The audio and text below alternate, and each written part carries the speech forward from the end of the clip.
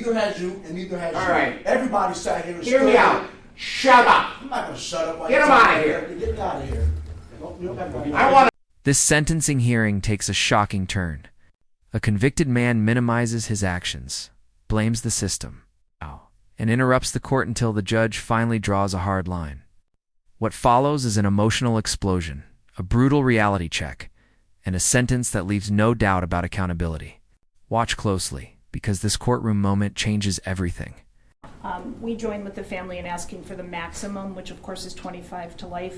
In this case, he deserves every minute of it, and any future parole board should never let him out. He did not learn his lesson from his convictions in 2000. He takes no responsibility for his actions whatsoever. I don't know if they read these sentencing minutes, sometimes I wonder, but we join in the family in asking for the maximum punishment. In this case, it is well deserved. Thank you. Mr. Dell.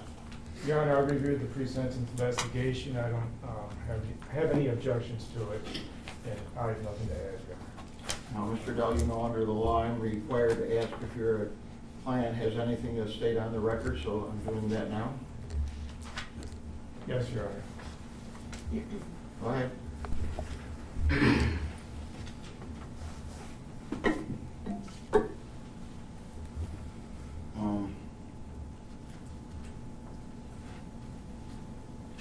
I agree that we all lost someone special. Regarding the characterization that was stated, I want to address that, but we all lost somebody special. I lost a wife and a family, and the family that we spent time with and enjoying with the Hudson family.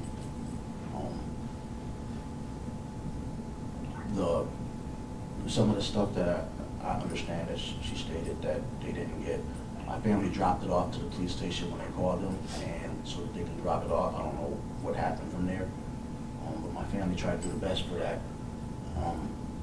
As I said, I love my wife, and she's gone, and she was taken from not only them, but from all of us.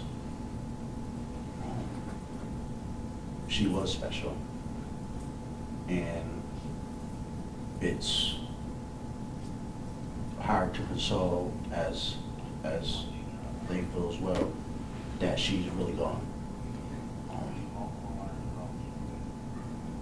This has been a nightmare for everybody, including the court and the DA, who likes to suppress evidence.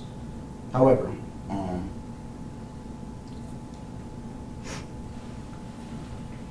as I said, this has been a hard time for everybody.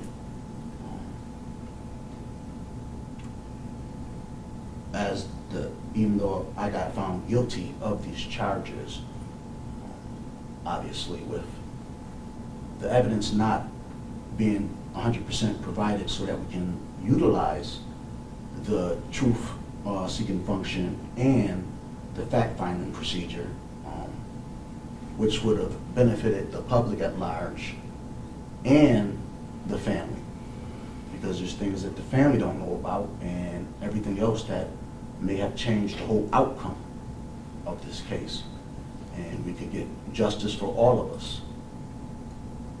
Obviously in this case it hasn't taken place as of yet or today, because we all lost someone. The pre-sentencing report, I have to address that as well. I did not see that pre-sentencing report. It was done a while ago. I haven't received it, not as of yet. So I don't know what's in it, and I have not been able to contest it, because I don't know what's in it. As far as the psychiatric report that was done, as I stated before, and I stand by my statement, that that was either not her, or she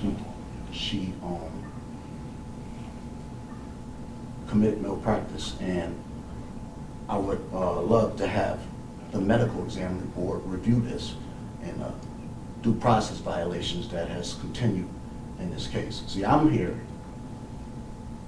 because I don't want to be here. I'm forced to be here to fight these charges. All right, thank you. You're here You because cut the me off jury when I was talking. convicted you of brutally And killing your you wife. interrupting me while I'm talking. I don't interrupt you, so why do you keep interrupting me? I know you can judge, but this supposed to be Okay, due hear me out. process. I've heard enough of this narcissistic. You're a narcissist, and Well, I'm not going to put this It's family not like you're a again. narcissist because you're talking and you're going all. Shut his microphone off, Yeah, and if shut you my keep phone talking, I'm going to do it without you. You'll be in there. I've heard enough from you. You killed your wife. A jury of 12 convicted A you. white jury that did not have any black jurors on there, and that's not law. That is a setup. So you want to send me out there, I go out there, but you know what the law is, and you haven't followed it. And neither has you, and neither has All you. right. Everybody sat here and Hear me stood out. there. Shut up. I'm not going to shut up. While Get you're him outta talking. here. Get me out of here. I want to apologize to these children. And I'm so sorry for some reason your mother ever ran into this guy. I wanted to tell him, but I couldn't take it anymore. How he could disregard the love of his child and his two stepchildren by taking a shotgun. And what I heard at this trial, he missed the first shot. He blew her finger off and, from my understanding, hit her shoulder. He could have stopped. And I want to tell him that, but it wouldn't have done any good.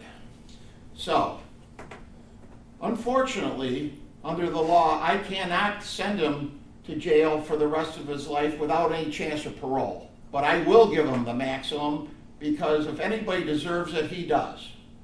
It is a judgment of this court that upon his conviction for the crime of murder in the second degree, that he be sentenced to an indeterminate term of imprisonment, which will have a maximum of life.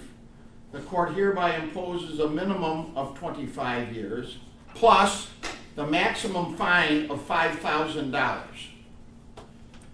With regard to the conviction of aggravated criminal contempt, he is to be sentenced to an indeterminate term of imprisonment having a minimum of 3.5 years, a maximum of 7, and by operation of law, it must run concurrently to the life sentence.